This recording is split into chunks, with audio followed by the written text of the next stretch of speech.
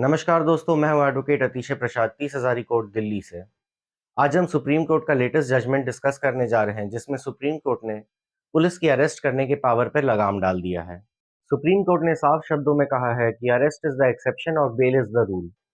हालांकि अरेस्ट के पावर पे रोक लगाने के लिए सुप्रीम कोर्ट ने पहले ही हरनेश कुमार का जजमेंट पास कर रखा है 2014 में, पर इस जजमेंट में कुछ मिसकंसेप्शंस रह गए थे, जिसको सुप्रीम कोर्ट ने आज के इस जजमेंट में क्लैरिफाई किया है, जिसके वजह से पुलिस की अरेस्ट करने की पावर और कम हो चुकी है। दोस्तों, आज के जजमेंट में हम सीखेंगे कि 7 साल या 7 साल से कम सजा वाले आरोप में पुलिस की अरेस्ट करने की पावर क्या है।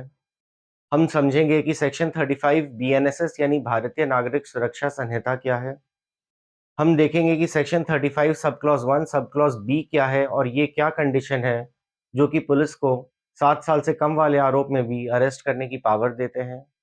साथ ही हम समझेंगे कि इस पावर पे सुप्रीम कोर्ट ने क्या-क्या रोक लगाए हैं, और फिर हम समझेंगे कि नोटिस ऑफ अरेस्ट का अगर उल्लंघन किया जाए तो सेक्शन 35 सब क्लॉज 6 में क्या अरेस्ट करने की पावर ऑटोमेटिक है या उस पे भी कुछ रोक है।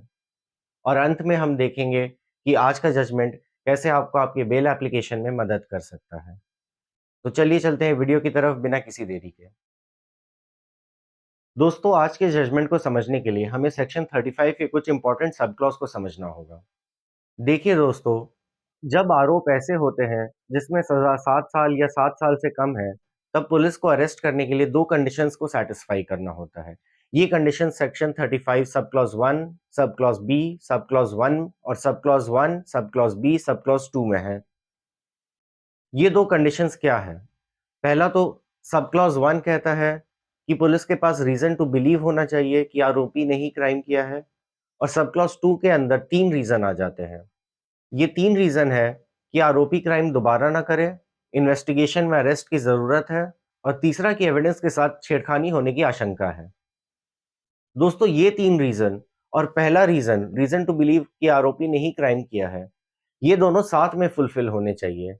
पर लोगों में एक ऐसा मिसकंसेप्शन था और पुलिस में भी एक ऐसा मिसकंसेप्शन था कि अगर केवल पहला सब क्लॉज़ ही सैटिस्फाई हो जाए, यानी रीज़न टू बिलीव ही सैटिस्फाई हो जाए, तो वो जाके अरेस्ट कर लेंगे। इसको सुप्रीम कोर्ट ने आज के जजमेंट में क्लियर किया है। दोस्तों, दूसरा पोजीशन ऑफ लॉ जो हमें आज के वीडियो के लिए समझना है, वो है धारा 35 सब क्लॉज 3 और सब क्लॉज 6। दोस्तों, अरनेश कुमार के केस में ही सुप्रीम कोर्ट ने गाइडलाइंस पास किए थे कि जिन आरोपों में सजा 7 साल या 7 साल से कम की है, उन आरोपों में पुलिस को अरेस्ट करने के पहले सेक्शन 41 ए का नोटिस देना होगा। अब नए बीएनएसएस में यानी भारतीय नागरिक सुरक्षा संहिता में ये 41 ए 35 सब क्लॉज 3 का नोटिस बन गया है। अब अगर इस 35 सब क्लॉज़ 3 के नोटिस का उल्लंघन किया जाए तो 35 सब क्लॉज़ 6 में पुलिस के पास अरेस्ट करने की पावर आ जाती है। पर आज के जजमेंट में हम देखेंगे कि क्या ये नोटिस के उल्लंघन करने के बाद जो पावर आती है वो ऑटोमेटिक है, या और भी कुछ कंडीशन सैटिस्फाई होने चाहिए जिसके बाद ही पुलिस अक्यूज्ड को अरेस्ट कर पाएगी। दोस्तों, आज के जजमेंट में सुप्रीम कोर्ट ने अरनेश कुमार की गाइडलाइंस को तो दोहराया ही दोहराया है कि 7 साल या 7 साल से कम सजा वाले आरोप में अरेस्ट ऑटोमेटिक नहीं है। पर साथ में सुप्रीम कोर्ट ने आज के जजमेंट में ये भी कहा है कि अगर 41 ए का नोटिस यानी कि 35(3) का नोटिस इसका उल्लंघन किया जाए तो भी अरेस्ट ऑटोमेटिक नहीं है। तो भी इन्वेस्टिगेटिंग ऑफिसर को कुछ कंडीशन सेटिस्फाई करने होंगे, जिसके बाद ही वो अरेस्ट कर सकता है। अब ये न्यू कंडीशंस क्या है? देखिए दोस्तों, जब पहले इंस्टेंस में सेक्शन 35 सब क्लॉज 3 का नोटिस दिया गया है, इसका मतलब 35 बी के 2 सब क्लॉज जो मैंने आपको अभी बताए थे, वो 2 सब क्लॉज फुलफिल नहीं हो रहे हैं और अरेस्ट की आवश्यकता नहीं है। अब जस्ट बिकॉज़ इस नोटिस का उल्लंघन किया जा रहा है, इसका ये मतलब नहीं कि पुलिस उसको अरेस्ट कर पाए। उसके बाद भी पुलिस को नया मटेरियल दिखाना होगा, apart from the material contained in the 35(3) notice, जिस पे रिलाई ऑन करके पुलिस कह पाए कि आपका अरेस्ट होना ज़रूरी है, तभी नोटिस के उल्लंघन के बाद भी पुलिस को अरेस्ट करने की पावर मिलेगी। तो ये पावर किसी भी हाल में ऑटोमेटिक नहीं है। और तीसरा पॉइंट जो सुप्रीम कोर्ट ने क्लैरिफाई किया है, वो है कि सेक्शन 35 1 बी के दोनों सब क्लॉज एक साथ सैटिस्फाई होने चाहिए, तभी 7 साल से कम सजा वाले आरोप में पुलिस अरेस्ट कर पाएगी। यानी कि रीजन टू बिलीव प्लस बाकी के 3 रीजन, नेसेसरी फॉर इन्वेस्टिगेशन, आरोपी दोबारा क्राइम ना कर पाए, और एविडेंस के साथ छेड़छाड़ होने की आशंका। यानी कि ये टोटल 4 रीजन फुलफिल होंगे, तभी 7 साल से कम सजा वाले आरोप में अरेस्ट की पावर आती है पुलिस के पास। अब दोस्तों ये जजमेंट तो हमने समझ लिया, पर अब ये प्रैक्टिकली हमें हमारे बेल एप्लीकेशन में कैसे हेल्प करेगा?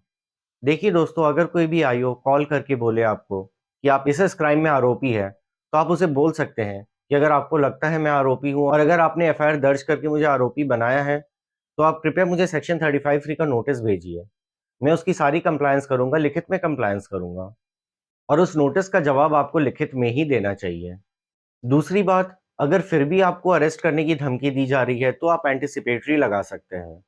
इस बेल एप्लीकेशन में जब गवर्नमेंट एडवोकेट का रिप्लाई आएगा, तो आपको देखना होगा कि गवर्नमेंट एडवोकेट के रिप्लाई में क्या-क्या ग्राउंड्स दिए गए हैं, जिसके वजह से गवर्नमेंट एडवोकेट कह रहा है कि आपका बेल डिनाई होना चाहिए। दोस्तों, हम सबको पता है कि एंटीसिपेटरी डिनाई होने के बाद अरेस्ट की प्रोबेबिलिटी बहुत बढ़ जाती है। इसीलिए वो सारे ग्राउंड्स जो अरेस्ट के लिए ज़रूरी है, वो कहीं न कहीं आपके एंटीसिपेटरी के गवर्नमेंट एडवोकेट के रिप्लाई में होंगे। अगर वो ग्राउंड्स इस जजमेंट को सैटिस्फाई नहीं कर पा रहे हैं, तो आपका एंटीसिपेटरी सक्सेसफुल हो जाएगा।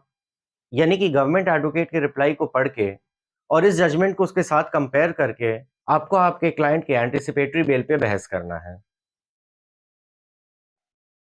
तो दोस्तों, टू कंक्लूड, ये जजमेंट क्लियर करता है कि arrest is the exception, bail is the rule. Police को 7 साल या 7 साल से कम सजा वाले आरोप में बहुत ही लिमिटेड पावर है अरेस्ट करने की और इस लिमिटेड पावर को अब और भी लिमिट कर दिया गया है। जब कोर्ट ने कहा है कि 35(3) के नोटिस के उल्लंघन के बाद भी पुलिस को नया मटेरियल देना होगा, जिससे वो अरेस्ट को जस्टिफाई कर पाएँ। साथ ही साथ कोर्ट ने ये भी क्लैरिफाई कर दिया है कि 35(1)(b) के दोनों कंडीशन सैटिस्फाई होने चाहिए, तभी 7 साल से कम सज़ा वाले आरोपों में अरेस्ट किया जा सकता है।